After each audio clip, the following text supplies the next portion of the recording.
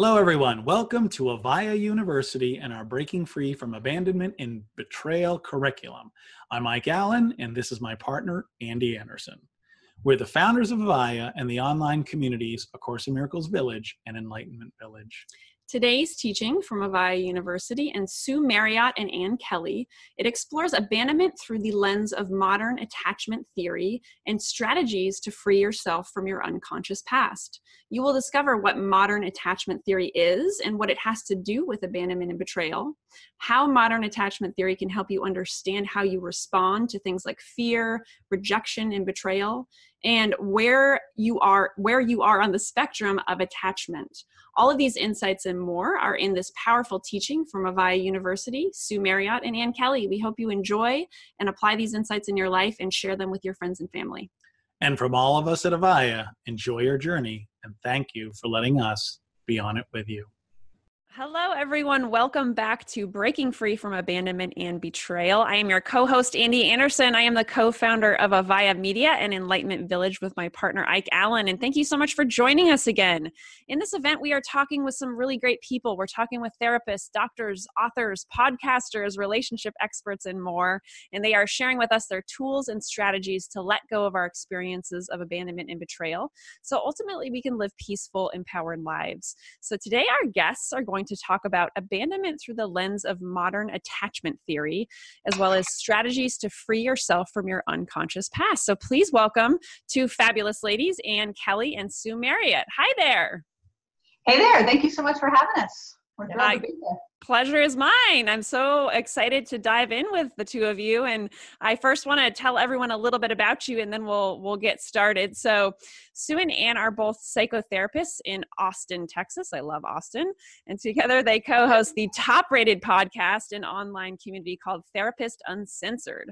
They bring decades of training and experience, as well as cutting-edge research about modern attachment and neuroscience to their clients and listeners. And together they share a mission for building security around the world, one episode at a time. Therapist Uncensored now has over 500,000 downloads in 273 countries. First off, how long have you been doing this? How long has this podcast been around? We're in our third season, so it's been about 2.5 years. Oh, so, awesome. It's been a ride, a really fun one, actually. But yeah, well, that's awesome. You know, one of our other speakers, Christine Askew, I don't know if you actually know her, but she was the one who pointed me to you. I never actually told you that, but I found you through her because she was like, oh my gosh, these ladies do this amazing podcast. So we just had to have you on. Oh, that's awesome. Well, thank you, Christine, wherever you are. So awesome. So first question. So I know that your podcast focuses a lot on this topic of modern attachment and brain science. So could you tell us from this perspective, how do our early, childhood experiences of abandonment impact us throughout our lives? Good question. Want me to jump? Yeah, go ahead.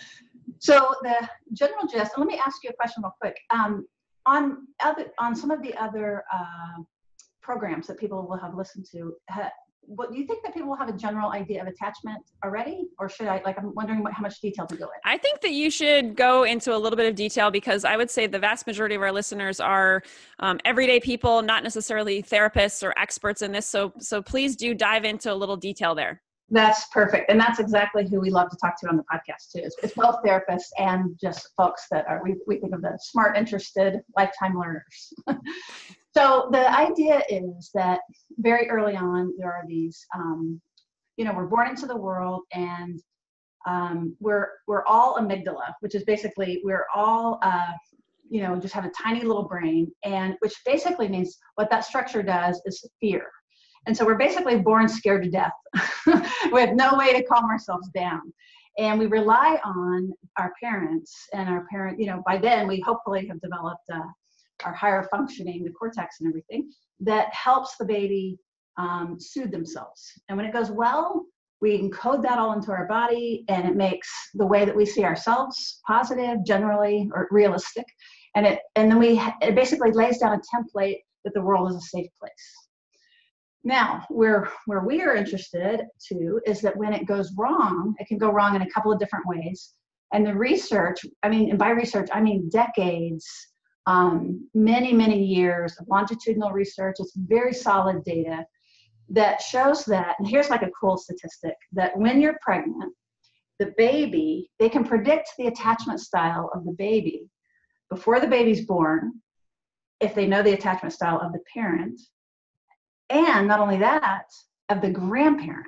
Just the grandparent can predict the attachment style of the baby. So it's got a very strong, that how you're raised, it's not perfect, thank heavens, because there's a lot of hope and there's a lot of opportunity for change, which is part of why we are interested in getting the science out there, is our brains are neuroplastic is what they call it, which is that it's always developing and growing, and there's a ton of hope.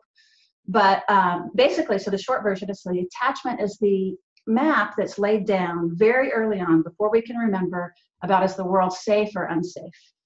And just one more addition to that, if it's unsafe, we tend to, and this is universal, everybody will tend to do a few things that the body biologically knows how to do to make itself safe.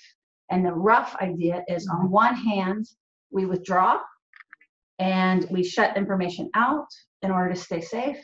And this is just, again, just very simplifying. And then on the other hand, we get very anxious and we hang on. We hang on very tightly.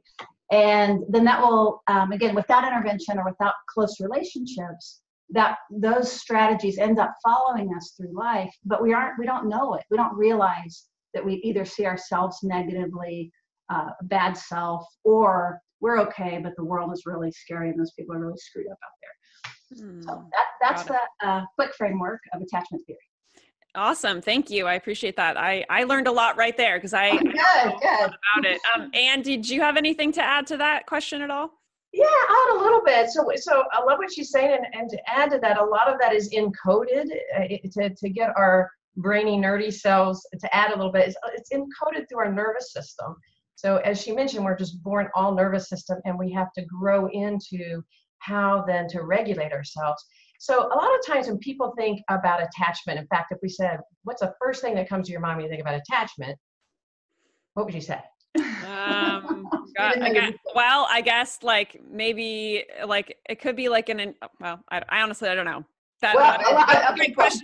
I have like two thoughts coming into my mind. Like, honestly, like in our line of business, we talk a lot about like spiritual attachment. So I was thinking of it in that way, which is totally different than like psychological as far as I know. So that's what popped into my head.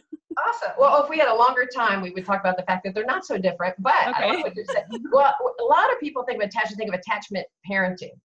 Okay. And then when they think about attachment parenting, they think about this really sweet picture of mama holding a baby. Right. And that's what attachment is. And that's an element of it. But I think what's really important for our discussion today about the experience of abandonment and betrayal is attachment is actually about how one learns how to handle distress and stress. And so how our caregivers respond to that, as Sue was mentioning, is the part through neuroception, which means our nervous system is designed to pick up everything from your eyes, from the way you look, the way you smell. Yeah, it's looking for safety. It's looking for safety. We need safety, and the caregiver is the one that's going to say if we're safe or not and how to do that. And it's based on that we, through research and now through what we're talking about, you fall into some attachment categories. So I think we should mention those. And that means, which is kind of amazing, and all the billions of people on the earth, really this research has shown about 4 primary attachment strategies. And you think, how is that? There's so many different personalities. And that's because it's biology. There's so many ways that our nervous system connects and then learns how to regulate itself based on other people. Are you safe? Do I use a relationship to help calm me down? Or do I learn in that youngest relationship through feelings of betrayal or abandonment that using somebody else isn't safe? Mm-hmm. I've got to just kind of rely on myself. Zip up. Right. And that impacts us in so many ways. So that's part of it. Obviously, there's so much more to talk about in that. But in terms of today's talk, what we want to talk about is sort of really understanding how this baseline impacts how we get into relationships and how we experience loss and feelings of betrayal. And spirituality, possibly. And spirituality. Got it. Well, let's dive into that then. So how does this all work? How about I start and then you pick up with that? All right. Is that okay? What we've done is we've developed, now the hard research, because researchers like to categorize, it tends to be in quadrants. You know what I mean? You're this or this or this. And also it's not diagnostic, so it doesn't say anything about any particular person. But the truth is, what we found clinically, and when we reflect on this in our own life, is we're not just one thing. And so we've shifted it to talk about, instead of it being a trait of like, that's who you are, that label, that we are all of these things at different times. So we talk about states of mind, states rather than traits. So it's more, what's nice about that is more movable. And so we created a little colorful chart to explain some of this. So I hope this will be helpful. And for listeners out there, this will be available to you. Doesn't cost you a penny. And that way you can follow up on it and look at it more closely. But the gist of it is, you want to start? You want to go ahead? Well, yeah, the gist of it. Oh, wait, we got to do it up a little Okay, bit. this is, there it is. and we're going to help in the attachment spectrum. Okay. And in the attachment spectrum, like you said, and when people research this and they look at themselves and they think, oh yeah, we do tend to primarily lean and rely on, because of our early relationships, rely on certain strategies that we develop really well as infants, and we tend to play those out through adults. And depending on how you were raised, and if you were raised with a lot of security and a lot of confidence that your caregiver could really be there, your whole autonomic nervous system regulates around that. And so there's a way that then you can respond to stress. So attachment is around stress. So if we have that, you end up being in a more secure category, which we call green. Green means yay. Means Go green. Go green, because your body's ready to handle stress and betrayal. Okay. And as you're having to do it backwards. Yes, if you were raised in a way where there's different styles, where maybe your caregiver was not really available to you for whatever reason, at least to your distress. And sometimes parents, for whatever reasons, get overly distressed about kids having negative emotions, and they try to shut them down. So, and one of the things that's important is we're not blaming parents here, because if we were doing that, we could blame the grandparents, right? That, like, this isn't parent blaming, but it is really trying to have an empathetic, accurate understanding of our early lives, or of your early life, and how it impacts our adult relationships. Right. So That's a good way to put it. Yeah, that's right. So if your parent, and as she's saying, that if for some reason that they're really unavailable, primarily unavailable, and that could be depression, it could be substance use, it could be any number of things, an event that has happened that takes mom out of it for a little while. If the child has kind of given up hope, then of course what we do is we zip up and we're like, well, I don't need anybody. And I will think rather than feel, right? Right. So what we're talking about is moving over. Then blue. You might primarily land, especially in times of distress, in what we call blue, but the science would call dismissing kind of attachments. You might have a dismissing attachment style. And so in a dismissing attachment style, like Sue is saying, you end up kind of dropping to a more, it's parasympathetic, if that matters. Basically, it's like your nervous system, disassociation is part of that, or avoidance, withdrawal. We go low. We cool down our nervous system. Yeah. That's why it's good. But what's really important is this also just looks like people that might find rational thinking more important and be a bit dismissive of people's feelings. So someone in this that lands in this when relationship breakups, for example, happen, they might be going, oh my God, that person was so ridiculously emotional. They were never really very rational. And then you kind of zip up and feel yourself as really in tune. Mm-hmm. And why don't you talk about that? There's the so that's the blue side. The red side, as one can imagine, is hot. We get pretty hot. We have a lot of feelings. We're trying to hang on. Usually the history of this, and again, we keep tying this back to abandonment and betrayal, because this was very early letdowns, basically. On the blue side, we don't want to feel disappointed again. And often, not always, but the experience with someone who, we call it leans red and leans blue, to allow for that we can move.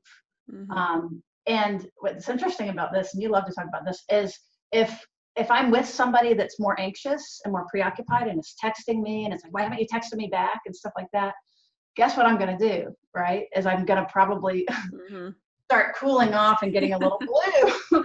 And the same thing happens in reverse, that I'm just using texting as an example, you text and you don't hear from them. And then you're like, what? And you text again. And then maybe they say like, what? Like I told you, it's kind of like, I told you I loved you. Why do I have to tell you again?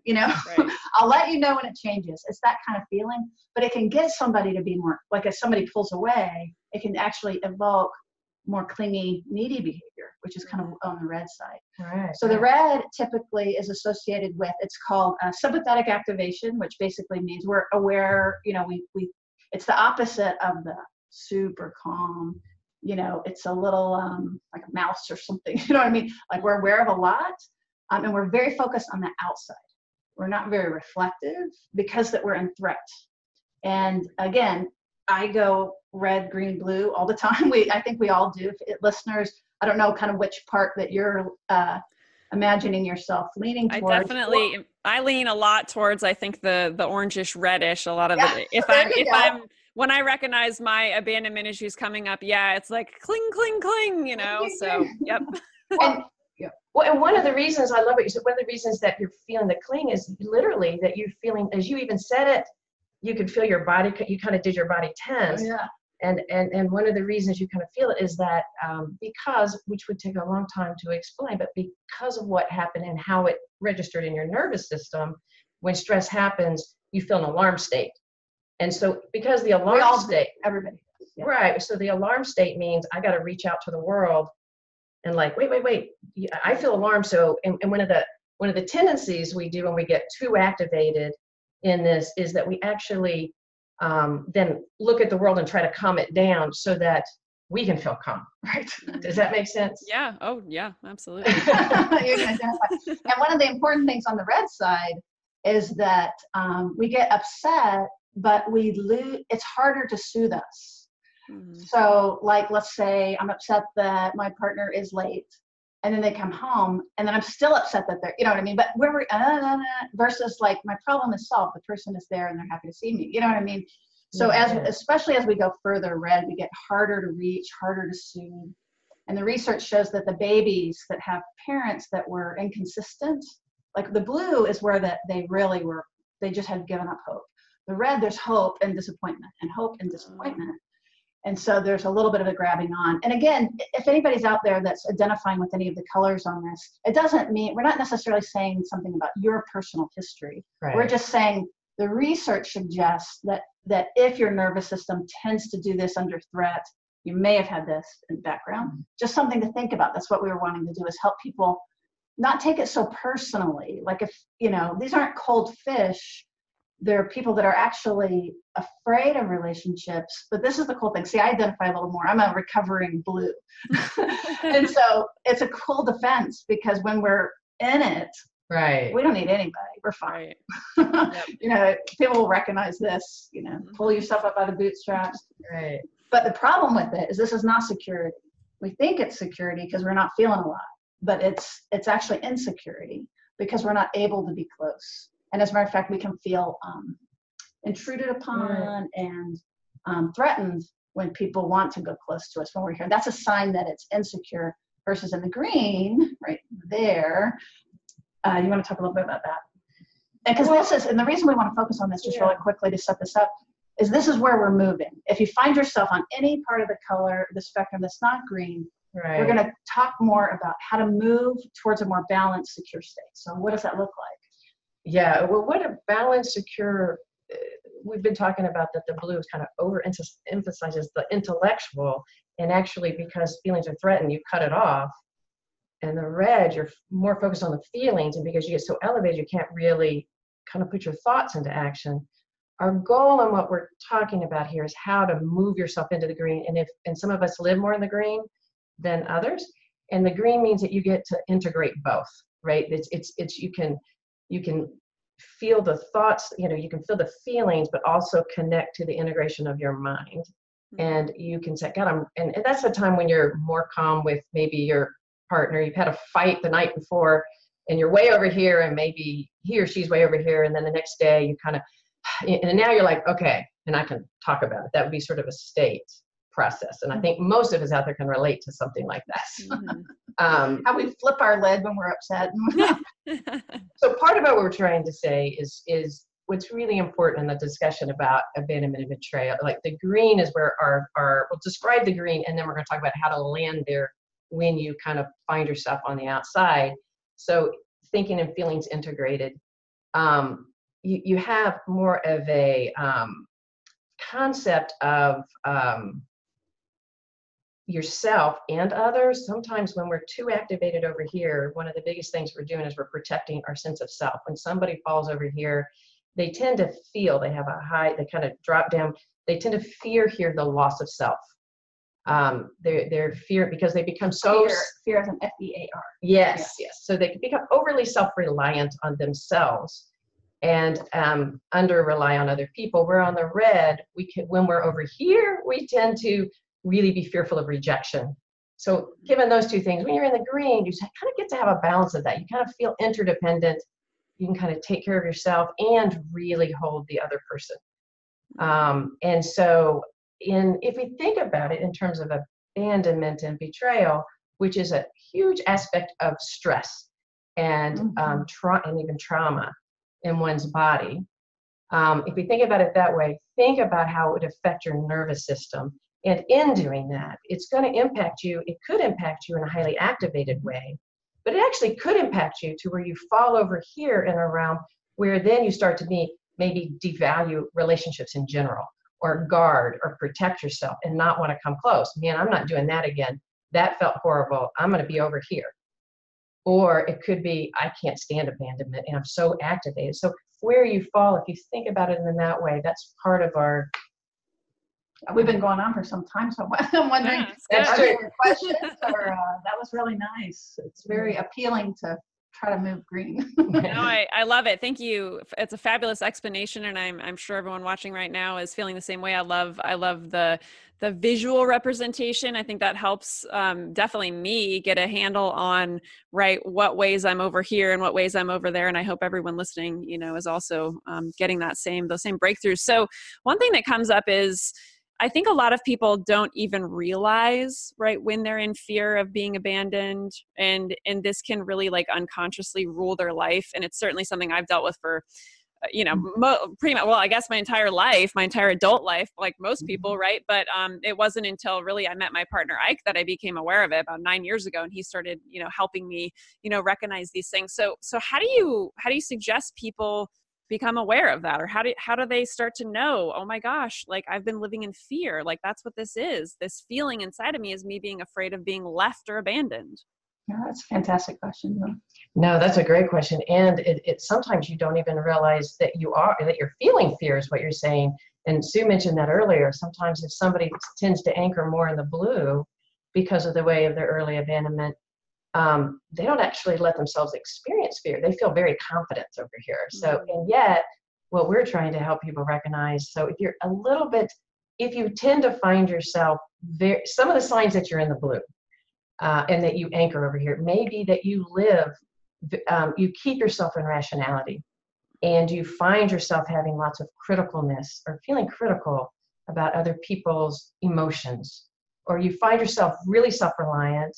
They're so needy. Yeah, that's what you might say. You might say about why every time I get involved with somebody, they're so needy. So needy. It's the eye roll is the clue, right? That's so good. And I love what you're saying, because it's again, there's no perception of threat. We're fine. But I would say the red, when we get preoccupied, and everything doesn't boil down to red and blue, of course. Right. But when we are on this state where we're a little bit trying to hold on, it's the same thing as a lot of times we feel done to, versus feel like when I get preoccupied, again, I'm not necessarily conscious that I'm afraid. I'm just conscious that somebody did something to me that I need to tell them what they did and how to make me feel better. But if we can, so some of the strategies is can we begin to slow down?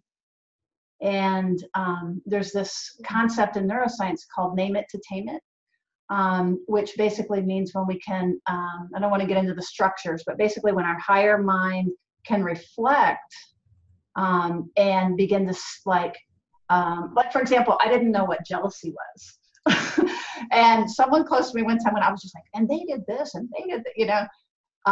So that's an example. I wasn't aware, I was afraid of losing someone or being left. Instead, like, it came out in this more angry way of like, they did this and they did this. And then somebody named it and they said, Sue, you're jealous. And I was like, what? You know, but that from then on, it's like, okay, name it. It brought me back into my body. And then and feeling the threat, it's a lot more vulnerable to feel the threat than to enact these strategies to keep the threat away. Right. So we feel you for those of you that it's hard to actually identify it. Well, and let me add to that, because I was somewhat add to that. I was speaking about like how you even recognize you're in the red to even jump on that is maybe that you feel your body activated and you feel yourself moving quickly between feeling, like what you're saying about it, between feelings and actions. Right. And it's a super quick connection. I have this feeling, and a lot of times we need to talk a lot, or I need to talk to you now. And there's a high level of activation, which is the red, which feels like you might carry a level of impatience with you and need to activate. Sometimes we get demanding over there. I laugh. Believe me, I imagine lots of people are relating. But so for like slowing down, getting in touch with our bodies. Or ways of intervening. Yeah. And actually, I think what you're saying is slowing down and getting in touch in your body is also a way to recognize which side you might lean on, because sometimes, you know, if you don't slow and get, like, this individual may not realize when they need to be actually relying on somebody, and we're mentioning that they don't really experience their feelings, but you put them in a place of vulnerability, and all of a sudden they can feel an activation of their anxiety where they often don't feel it. And so kind of thinking about it for yourself, like when you feel hurt or when you think of your partner, do you feel like you get really, really rational, or do you kind of lose your thinking when you get upset and you're kind of activated in your body really fast to act? That's one way of recognizing. Right, because if you are in a grounded, secure state, there's no rush typically.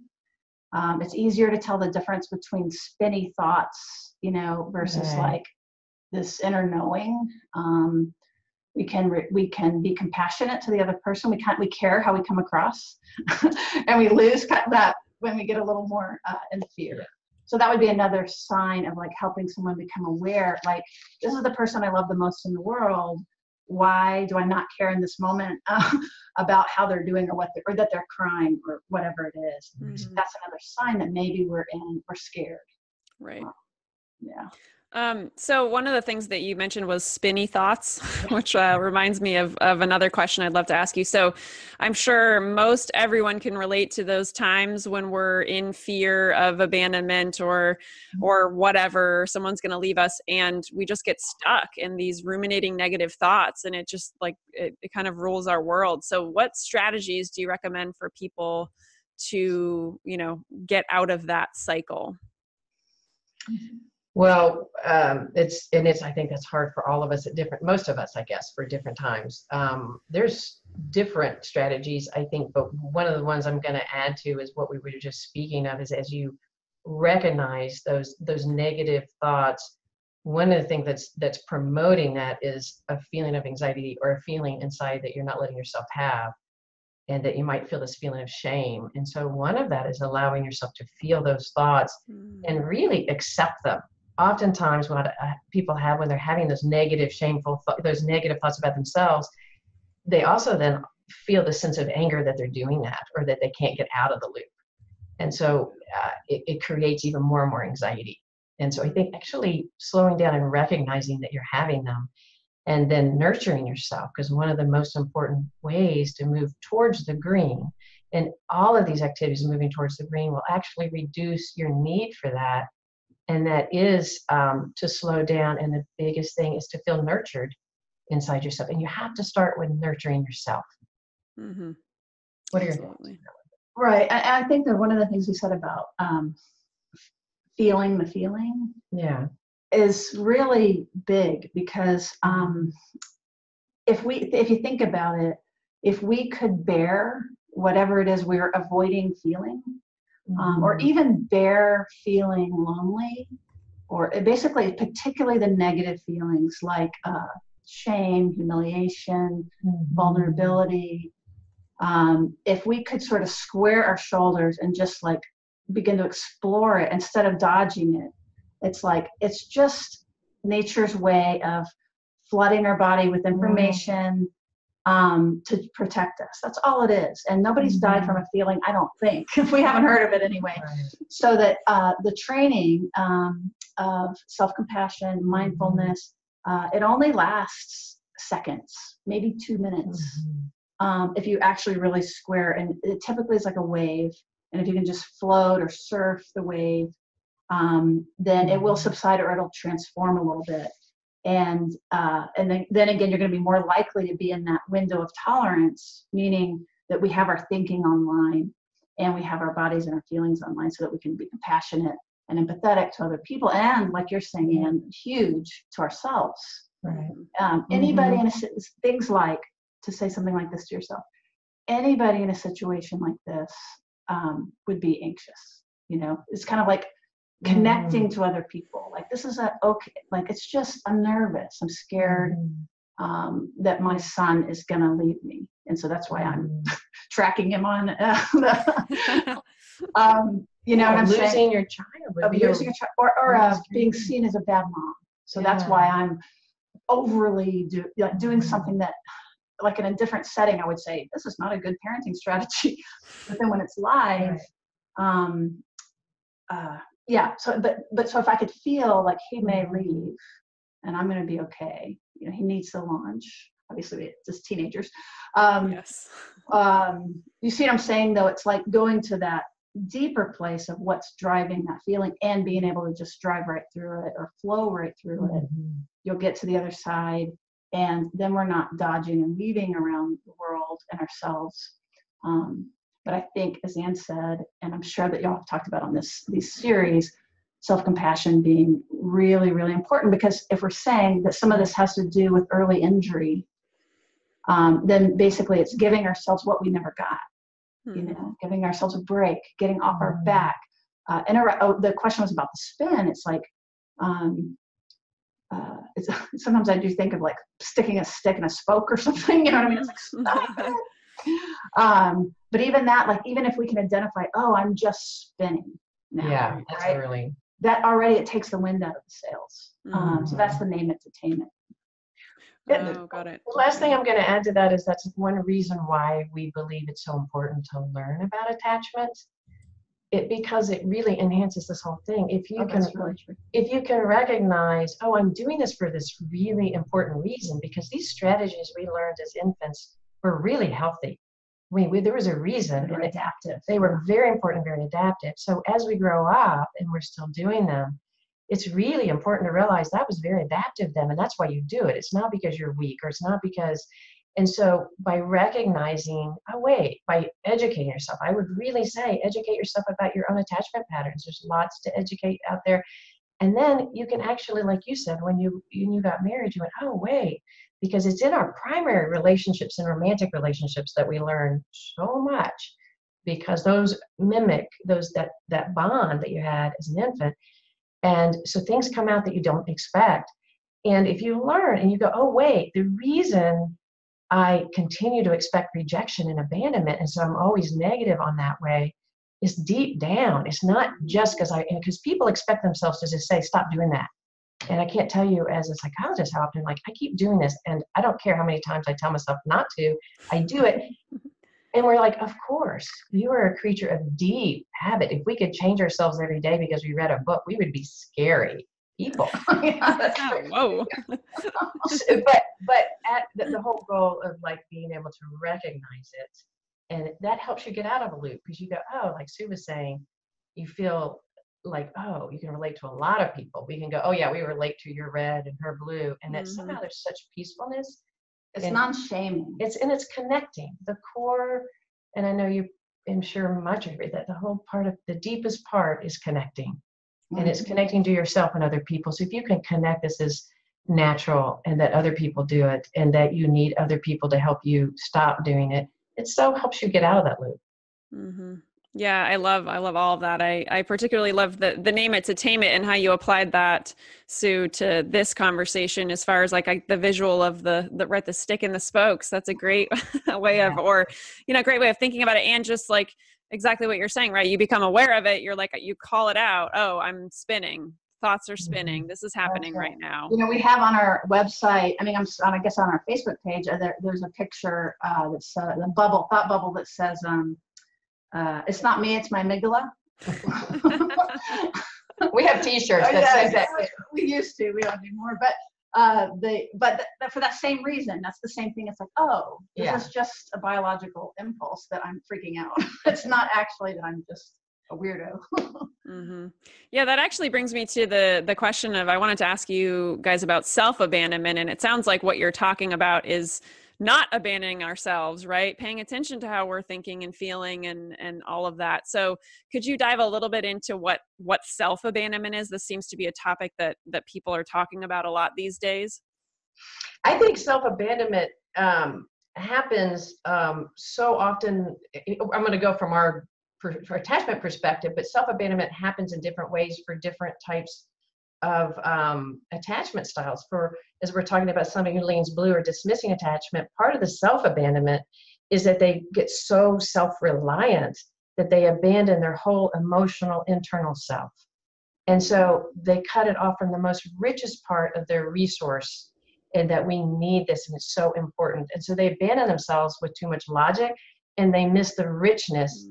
And then they become over-reliant on self, and they abandon the connection that they need. We all need connection for survival. To say, I don't need it, means you're not feeling it, because we all need it. So if you think you don't need it, that's a sign that you really want to turn in and you're abandoning yourself, because we cannot thrive without connection. And if we believe we don't need it, we're really abandoning the deeper part of ourselves. Right. And I think that you want to talk about it. Well, just to follow, so that if we're activated up, which is the sympathetic system, the red, that we can, it's still an abandonment of the self. It looks like that we're really interested in relationships when we're leaning in that side, but the truth is, it's very hard to take us seriously when we're on the ceiling. You know what I mean? And when our voices are loud and we're kind of speaking in hyperbole and things like that. And it feels like the sky is falling. So that isn't even though it looks like connection and that I'm trying to take care of myself, it's actually an abandonment, because we're kind of, remember earlier I said that we're actually hard to soothe when we're over there? Yeah. That's another example of abandoning the self, is versus if we can take ourselves seriously and come down from the ceiling and really go in and like, what is it that I actually need? What are other reasons that this thing may have happened? So I include their perspective. Right. Then weirdly, it's like by including their perspective, that helps me not abandon myself. Because when I'm in fear, I'm gone. But like when I can, from that side, when I can think about the other person, then I can get grounded again, which is that green basically is where we have not abandoned ourselves. So. Oh, I love that. And one of the ways of recognizing that too, is that can be somebody that's almost overly caregiving of other people. That's another way to recognize it, is that because of our fear of our own abandonment, what we end up doing is saying, oh, to not be abandonment, I need to please and soothe other people, and I have to be what they think they need, so that then they won't abandon me. And that's kind of echoing what she's saying. It becomes a loss of a self. It may feel beautiful because we get so much reward when we caretake other people and we're doing for them, and it's so rewarding, but if we're doing that and unaware of our own needs for it and unaware of ourselves, it's another element of self-abandonment. That's pretty cool. Yeah, that just relates to codependency, which is another topic that we have dove into a lot over at Avaiya, and how much it ties into abandonment issues and why we do what we do. So awesome. So we are running a little low on time, and I want to make sure that you get a chance to talk about a webinar that you guys have for everyone. So there's actually a button below this video right now that you can head on over. Yep, right down there. Head on to your website and take this webinar with you. So tell us what this is. So basically, we're going to do a 2-hour, go into a lot more depth about this kind of material, provide handouts, worksheets, and share with everybody more of the how-tos, what to do next, basically. And very cool for if you're hearing about this webinar and this, type in the promo code Avaiya.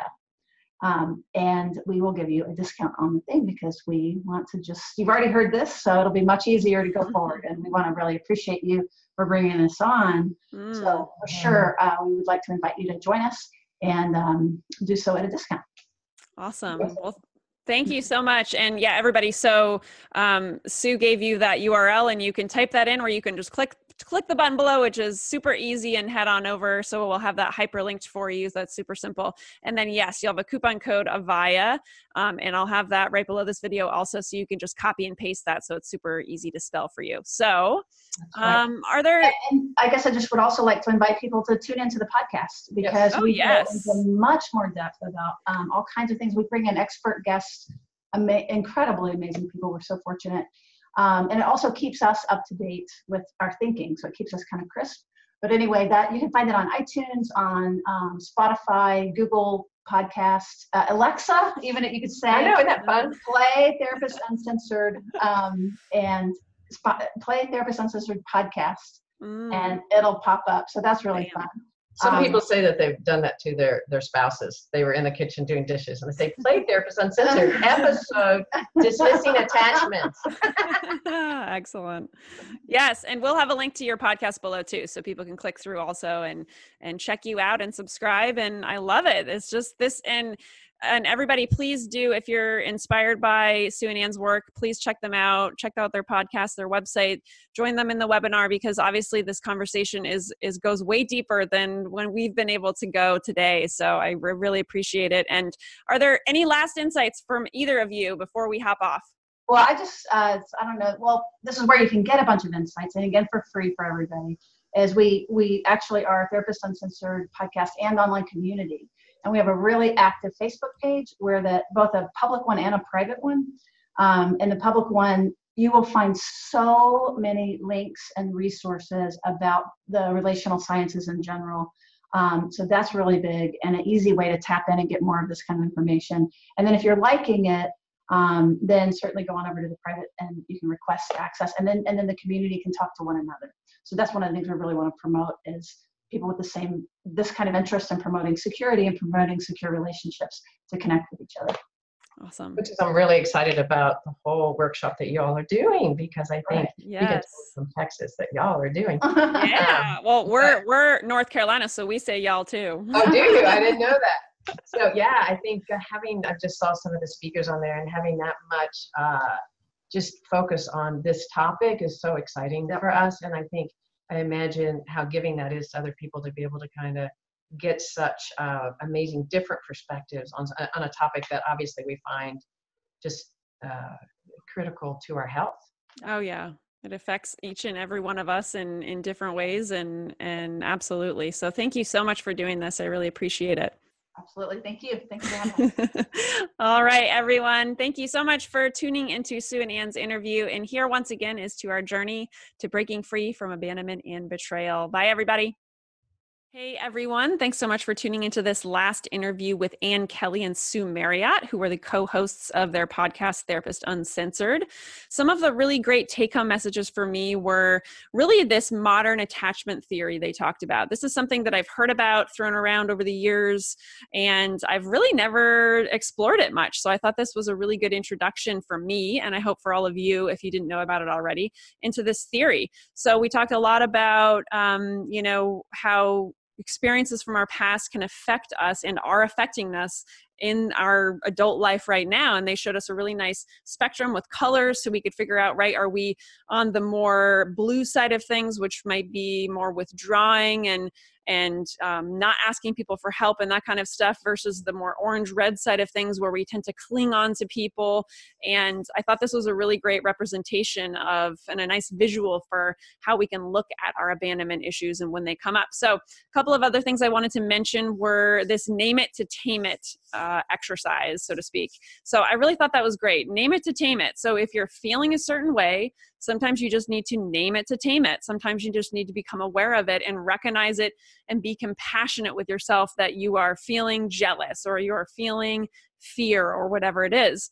Like, for example, she talked, I think it was Sue who talked a lot about, right, our thoughts are spinning, right? So when your thoughts are spinning and you're in all these negative thought patterns and self-doubt and criticism and all that stuff and fear, you can, right, name it to tame it. Recognize that what's happening right now is my thoughts are spinning. And she mentioned, right, putting that piece, that stick right through the spokes of a bicycle as a visual representation of how we can stop that, of how we can step out of that into ultimately being awareness, being aware that this is what's happening. Those thoughts are spinning inside of you. So I hope you enjoyed this interview as much as I did. I really felt it gave me a whole different perspective on why we all have these experiences of abandonment in our life, whether it was physical abandonment as a child or it was inconsistency like they talked about, maybe it was emotional abandonment, that kind of stuff.